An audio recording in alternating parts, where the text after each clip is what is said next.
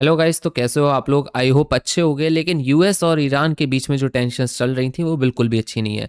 क्योंकि जैसा कि आपने कल न्यूज़ में देखा ही होगा, जो इस्लामाबाद में यूएस और ईरान के बीच मीटिंग हुई थी वो बिल्कुल भी सफल नहीं रही, वो फेल हो चुकी है। तो इससे अब मार्केट पर क्या इम्पैक्ट पड़ेगा? देखो, बिटकॉइन और इथेरियम तो काफ़ी ज़्यादा गिर चुके हैं। अब इंडियन मार्केट की बारी है। मंडे को इंडियन मार्केट कैसा रिएक्ट करेगा? देखो, अगर मैं इसके शॉर्ट टर्म इम्पैक्ट की बात करूं तो इंडियन मार्केट में हमें या तो एक बड़ा गैप डाउन ओपन देखने को मिल सकता है, या फिर मार्केट में एक अच्छा डाउनफॉल देखने को मिल सकता है। क्योंकि देखो, जब कोई भी एक नेगेटिव न्यूज़ होती है तो इन्वेस्टर्स क्या होते हैं, घबरा के अपने शेयर्स को या फिर अपने क्वांटिटीज़ को निकालने लगते हैं। ठीक है, उनको लगता है कि मार्केट अब नीचे चला जाएगा।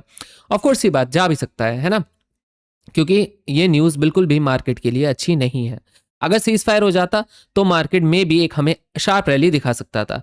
अब अगर मैं इसकी बात करूं कि अगर अभी ये नेगेटिव है, आगे आने वाले समय में अगर सीज़ फायर हो जाता है तो क्या ये नेगेटिव रहेगा या पॉजिटिव हो जाएगा? तो मैं अगर बात करूं कि अगर आने वाले समय में यूएस और ईरान के बीच सीज़ फायर हो जाता है, जो उनकी टेंशन्स हैं वो बीच में ख़त्म हो जाती हैं, तो मार्केट हमें एक शार्प रिकवरी भी देखने को दे सकता है। ओके, अब चलो इसके बात करते हैं सेक्टर वाइज इम्पैक्ट पे। सेक्टर, कौन कौन से सेक्टर पॉजिटिवली और कौन कौन से सेक्टर नेगेटिवली इम्पैक्ट हो सकते हैं? देखो, आईटी सेक्टर की बात करूं, आईटी सेक्टर ये नेगेटिवली इम्पैक्ट हो सकता है। क्योंकि आईटी सेक्टर ग्लोबल इकोनॉमी पर डिपेंड करता है ना? और दूसरा बैंकिंग सेक्टर, रिस्क बढ़ने पर लोग इन्वेस्ट कम करते हैं, आपको पता ही होगा।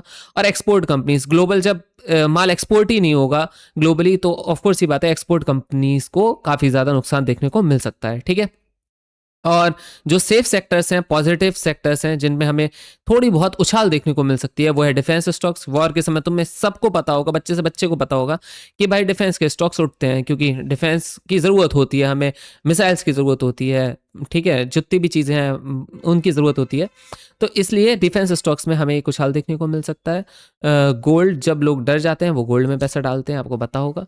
और ऑयल एंड एनर्जी स्टॉक, अगर टेंशन मिडिल ईस्ट में हो तो ऑयल प्राइसेस बढ़ते हैं। अभी तक आप देख रहे होंगे क्रूड किस तरीके से मूव कर रहा है।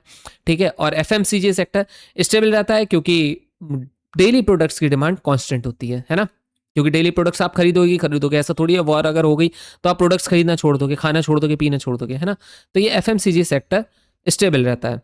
तो अब इनसे आप समझ गए कि आप मार्केट में कल किस तरीके से ट्रेड कर सकते हो, किस तरीके से मार्केट को वॉच कर सकते हो।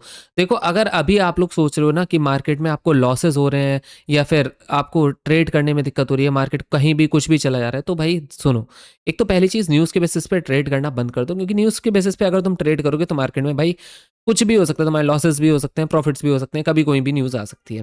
पहली चीज़, अगर अवॉइड कर सकते हो तो अवॉइड करो। अगर ट्रेड करते हो तो भाई सिर्फ अपने सेटअप पे ही ट्रेड करो, ओवर ट्रेडिंग बिल्कुल मत करना। क्योंकि मार्केट अभी बहुत अनसर्टेन चल रहा है, चाहे आप गोल्ड का ले लो, चाहे आप बिटकॉइन का ले लो, क्रिप्टो ले लो, चाहे आप इंडियन मार्केट ले लो। तो इसलिए आपको ये ध्यान में रख के चलना होगा कि हमें जो भी ट्रेड्स करने हैं वो बहुत सेफली, बहुत ही ध्यान में रखते हुए करने हैं, क्योंकि मार्केट अभी बहुत अनसर्टेन चल रहा है। तो अगर वीडियो अच्छा लगा हो, प्लीज़ लाइक शेयर और सब्सक्राइब ज़रूर कर देना। ओके।